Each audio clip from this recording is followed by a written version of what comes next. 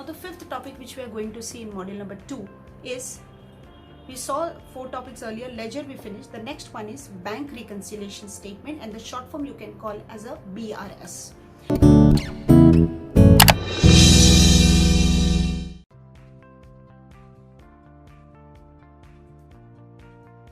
Now, what is the meaning of bank reconciliations? First, understand what you mean by reconciliation.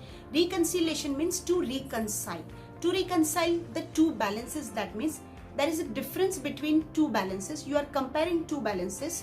I'm not saying one balance is wrong and the other balance is correct, but the difference between the two, and you have to come either from one account to another account to get the balance tallied. That is called as a reconcile. To reconcile means to get tally. Understood? There is a difference between the two balances, and you have to reconcile those two accounts or those two balances and come from one balance to another balance. So what do you mean by bank reconciliation statement is, that means it is a statement to reconcile the difference between your cash book balance and your passbook balance. Now there is a difference between the cash balance which you are maintaining in your cash book and the passbook balance, which is the passbook, that is the book of the bank where your all the banking transactions are recorded. That is called as a passbook. So here if you see on a particular date, the balance as per cash book and balance as per passbook is always different. So I cannot say my cash book is wrong, or I cannot say my passbook is wrong. My passbook is also correct and my cash book is also correct, but still there is a difference, and I have to reconcile those difference. I have to come to tally those difference between the two books, between the cash book and the passbook, and for that BRS is prepared, bank reconciliation statement is prepared. When I say it is a statement, it is not a ledger account, it is not a prime entry book, it is not a journal, nothing, but it is one kind of statement which is prepared periodically to reconcile the balance between the cash book and between the passbook. You have to come, you have to take a base of either a cash book balance, take the transaction, all the effects, reconcile those balance and come to your passbook balance as on a particular date, or either you can take a balance, start with your passbook balance, reconcile those items which are causing the differences between the two balance and come to your cash book balance as on a particular date, for which date you are going to reconcile it. Now normally if your business transactions are very less, or in a smaller business transaction, sometimes monthly or a 6 monthly or a yearly BRS is being prepared. But nowadays bank transactions are also getting more and more. So in a larger business organization, or you can say in a medium size, normally after 2 days or after 3 days or at least once in a week, bank reconciliation statement is being prepared, so that at the end of the year we don't have so much of transaction to reconcile. Every week we are going to reconcile the balances, or at least once in a month. BRS is very important to do.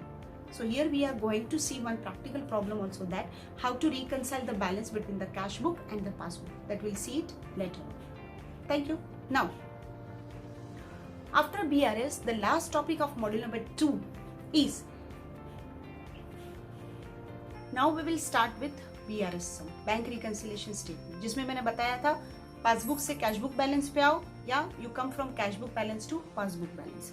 कभी कभार आपको cash book का balance दिया रहेगा, whatever the adjustment effect है वो देना रहेगा, and then you come to the balance as per passbook. See here the illustration.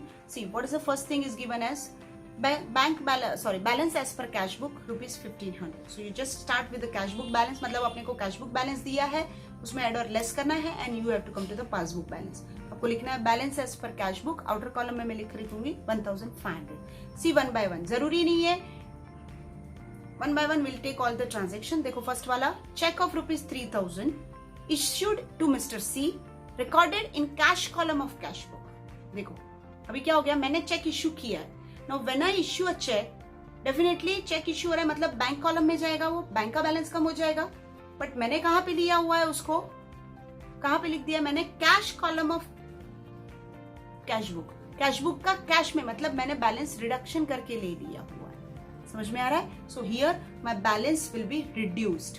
So here you can mention less that amount, that is cheque issued to C recorded in cash column minus 3000, because my balance will be reduced to that extent, because मैंने check issue किया है तो balance मेरा कम हो जाएगा. Next is debit side of passbook is undercast bye ₹7000. Now this is one. Debit side of passbook is undercast. Undercast मतलब total कम लिया हुआ है. So actually में टोटल होगा क्या, ज्यादा होना चाहिए, बट मैंने 7000 से कम लिया है, तो मुझे अगर मैं टोटल ज्यादा कर दूंगी तो मेरा बैलेंस प्रॉपर हो जाएगा. That means I have to add this item. So मैंने ऐड में लिया हुआ है under casting of debit side of passbook ₹7,000. Next transaction, receipt side of cash book is overcast by ₹1,000. Overcast मतलब डबल टोटल ले लिया या ज्यादा टोटल 1000 से ज्यादा दिखा रहा है. दैट मीन्स मैंने ऑलरेडी बैलेंस ज्यादा करके रखा है जबकि वो है नहीं, मुझे कम करना है. तो I will deduct this item. तो मैंने लेस में लिया हुआ है overcasting of receipt side of cash book -1000. अगर मैं उसको लेस कर दूंगी तो मेरा बैलेंस बरोबर हो जाएगा. कास्टिंग मतलब टोटल बरोबर आ जाएगा. Fine. Next is cheque of ₹4,000 issued to Dinkar recorded twice in cash book. अभी क्या हो गया, मैंने चेक इश्यू किया. तो चेक इश्यू किया तो एक ही बार एंट्री आना चाहिए. एक बार एंट्री किया लेकिन मैंने दूसरी बार भी एंट्री कर दिया, मतलब गलती से मैंने वो बैलेंस कम कर दिया इश्यू करके. तो मुझे क्या करना है, अगर मैं ऐड कर दूंगी उसको तो मेरा बैलेंस प्रॉपर हो जाएगा. तो उसके लिए वो ऐड में चला जाएगा. Cheque issue to Dinkar recorded twice in cash book ₹4,000. वो ऐड में चला जाएगा. Next, cheque of 6,000 issued to Farida recorded on receipt side of cash book. क्या हो गया, अभी इसमें गलती क्या हो गया मेरा, मैंने चेक इश्यू किया हुआ है तो एंट्री कहां जाना चाहिए था, पेमेंट साइड पे, मतलब बैलेंस कम होना चाहिए था. मैंने वो तो किया नहीं, बट पेमेंट की जगह पे मैंने रिसीट साइड में उसको रिकॉर्ड कर दिया. तो डबल इफेक्ट से, डबल अमाउंट से या ट्वाइस अमाउंट से मेरा बैलेंस बढ़ जाएगा. तो मुझे वो क्या करना पड़ेगा, लेस कैसे, एक तो जो ओरिजिनल एंट्री का इश्यू का मैंने पास नहीं किया वो मेरे को रेक्टिफाई करना होगा, प्लस उसके अलावा जो रिसीट साइड का है उसको भी पेमेंट में लेना पड़ेगा. बिकॉज गलती से मैंने वो रिसीट दिखाया जबकि वो रिसीट है नहीं, तो मुझे पेमेंट में दिखाना पड़ेगा. तो here I less that amount but by the double amount.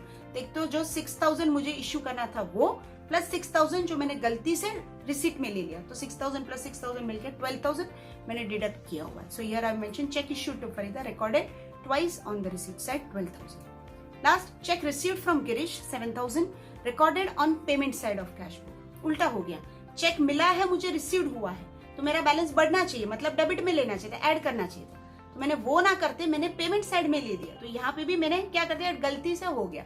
तो मुझे भी क्या करने का, 14,000 से मुझे अकाउंट ऐड करना पड़ेगा. एक तो पहला जो चेक रिसीव्ड हुआ है उसका 7,000 प्लस गलती से जो पेमेंट में 7,000 दिखा दिया उसको भी रिसीट में लेना पड़ेगा. सो 7,000 प्लस 7,000 14,000 करके मुझे अकाउंट ऐड करना पड़ेगा, बैलेंस ऐड करना पड़ेगा. सो ये mention cheque from Girish recorded on payment side 14,000. अभी सब मेरा ट्रांजेक्शन हो गया. ऐड वाला कॉलम मैं ऐड करूंगी तो मेरा ऐड टोटल आ रहा है 25,000 जो मेरा ऊपर वाले बैलेंस से ऐड होगा, लेस मेरा हो रहा है 16,000. सो जो नेट इफेक्ट मेरा आएगा that will be balance as per passbook ₹10,500. So अभी यहाँ पे मैं ऐसे नहीं बोल सकती कि कैश बुक का बैलेंस 1,500 और पासबुक का 10,500. तो ये रिकंसाइल करके कैश बुक का 1,500 balance has come to now passbook balance of ₹10,500. This way you have to reconcile. Understood? Yeah. Thank you. Yeah. Now we will see the examples of आपको capital expenditure or revenue expenditure or capital receipt or revenue.